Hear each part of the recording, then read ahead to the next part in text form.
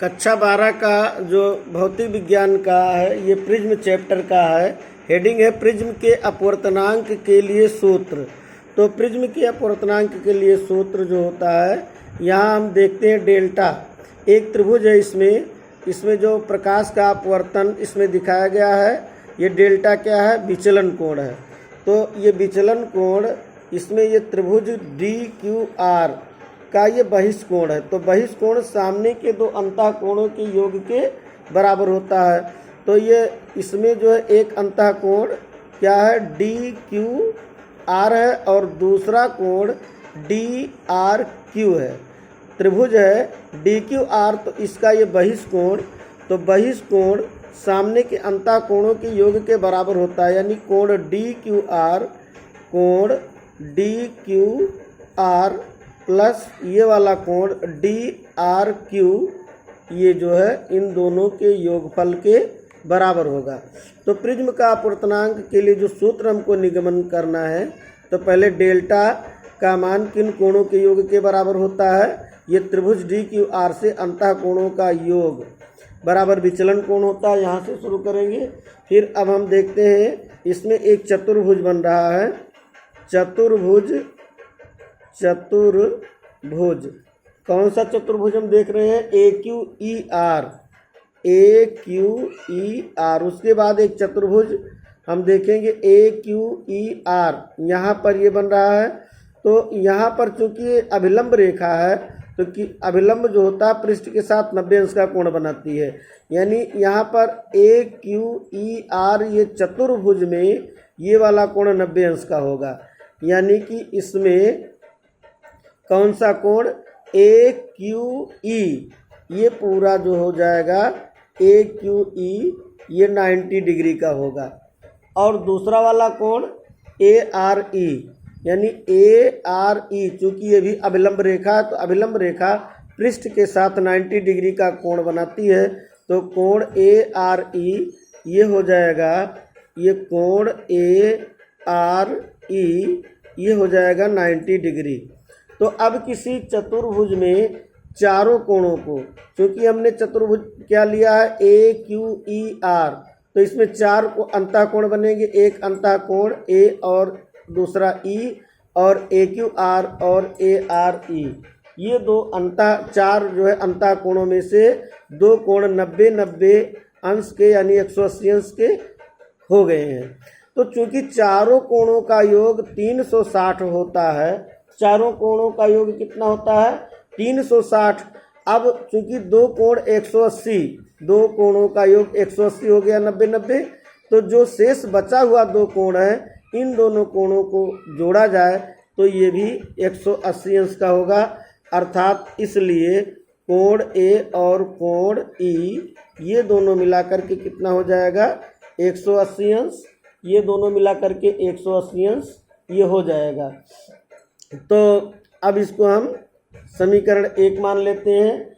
अब यहाँ जो हमने लिखा था डेल्टा, तो डेल्टा का मान, अब ये कोण DQR की वैल्यू, कोण DQR यहाँ पे है, चूँकि ये पूरा I कोण है, ये पूरा I कोण है, तो चूँकि ये दोनों रेखाएं शीर्षाभिमुख कोण के नाते बराबर, यानी I, तो ये पूरा I बनना चाहिए। तो I में से R को निकाल दें तो इतना जो बचेगा I माइनस R बचेगा। कोण DQR कितना होगा, I माइनस R होगा, यानी कि I माइनस R हो जाएगा। और यहाँ देखिए I डैश, तो ये पूरा I डैश है यहाँ पर, तो यहाँ पे ये पूरा दोनों मिला के I डैश बनना चाहिए, क्योंकि ये दोनों जो है एक दूसरे को जब काटते हैं तो ये शीर्षाभिमुख कोण है। तो I डैश पूरा है, उसमें R डैश निकाल दें तो DRQ, ये वाला कोण जो DRQ है क्या बनेगा, I dash minus R dash. तो ये बन जाएगा plus I dash minus R dash. तो इसमें हम क्या लिखेंगे, delta is equal to I plus I dash, I plus I dash, और इन दोनों में माइनस को कॉमन ले लेंगे तो R प्लस R डैश। अब हम ये मतलब जो है एक समीकरण बना देंगे। मान लिया कि ये समीकरण नंबर 2 है।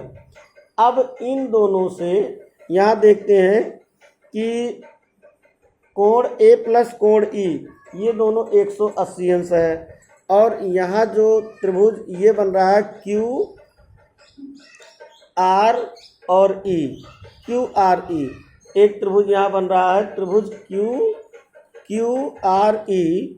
तो इस त्रिभुज को जब पकड़ेंगे त्रिभुज क्यू आर ई, एक त्रिभुज के तीनों कोणों को जोड़ा जाए तो कितना होता है 180 अंश होता है। तो R plus are dash plus कोण ई, यानी कि R plus are dash plus कोण ई, ये कितना हो जाएगा 180 अंश हो जाएगा।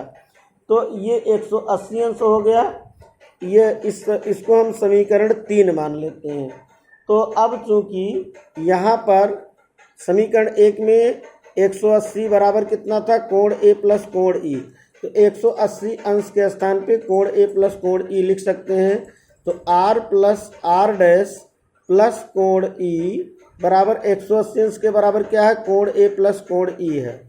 तो कोण ए प्लस कोण ई हम उतारेंगे तो दोनों तरफ ये बराबर होने के नाते कट गया, तो कोण ए बराबर आ गया आर प्लस आर डैश, इतना हो गया। अब चूंकि इसमें आर प्लस आर डैश का मान, ये आर प्लस आर डैश का मान जब हम इसमें रखेंगे समीकरण नंबर 2 में तो क्या बनेगा, आर प्लस आर डैश का मान जब समीकरण 2 में रखेंगे तो डेल्टा बराबर कितना आया है, delta is equal to i plus i dash और minus r plus are dash, इसका मान क्या रखा जाएगा कोण ए के बराबर, यानी कि यहाँ पे ए रख देंगे तो हमें ये मान प्राप्त हो जाएगा। तो डेल्टा बराबर क्या बना, तो इसको हम समीकरण नंबर क्या मान ले 4 मान ले। अब जो है अल्पतम विचलन की स्थिति में क्या होता है, हमने अभी देखा है कि अल्पतम विचलन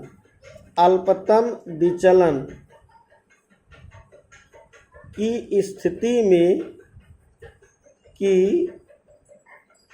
स्थिति में आई का मान आई डैश के बराबर हो जाता है, आई का मान आई डैश के बराबर हो जाता है और आर का मान आर डैश के बराबर हो जाता है और डेल्टा का मान डेल्टा एम अल्पतम विचलन हो जाता है। तो यहाँ पर जो हम देख रहे हैं आई प्लस आई डैश, तो आई प्लस आई डैश ये दोनों आई डैश का मान भी किसके बराबर हो जाएगा, आई के बराबर हो जाएगा। तो जब ये आई के बराबर हो जाएगा तो ये आई और आई 2i हो जाएगा, तो डेल्टा की वैल्यू आ गई 2i माइनस कोण ए, इतना हो जाएगा। तो अब ये डेल्टा अल्पतम विचलन डेल्टा एम कही जाएगी।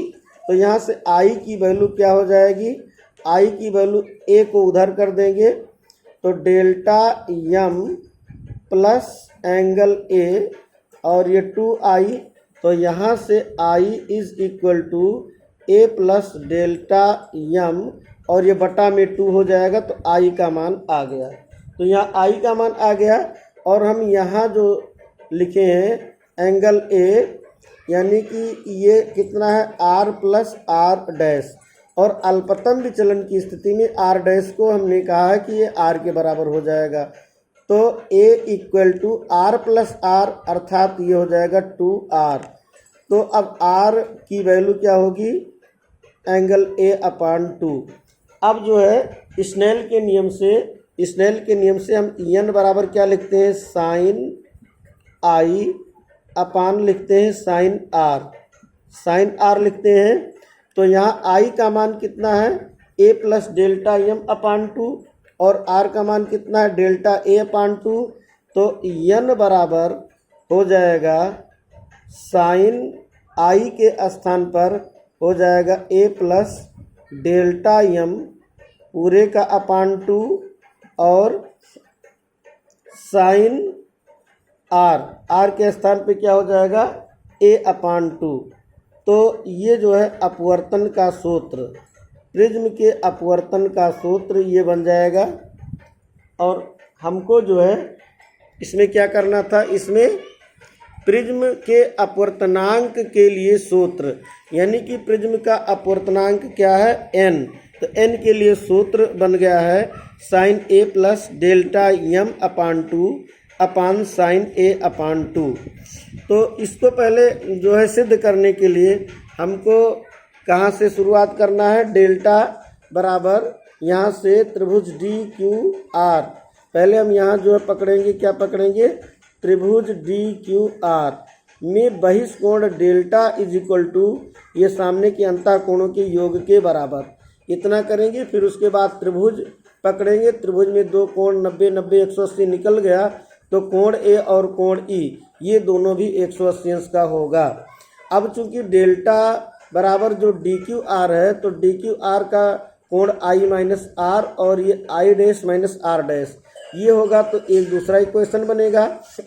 उसके बाद क्यू आर ई त्रिभुज पकड़ेंगे, ये नीचे वाला Q R E, R plus are dash और ई ये मिलकर के 180 होता है। और चूंकि ऊपर 180 समीकरण 1 में इसका मान a प्लस ई था, तो यहाँ रखेंगे तो e कट जाएगा, तो a की value r plus are dash ये बनेगी। तो अब जो समीकरण पहला है इसमें दूसरा, इसमें r प्लस आर डैश के स्थान पर a हो जाएगा।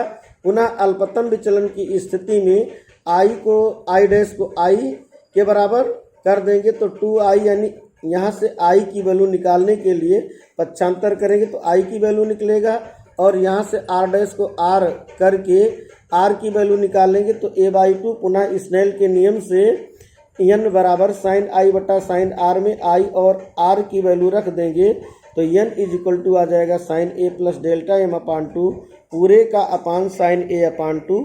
तो ये अपवर्तनांक सूत्र निकल जाएगा।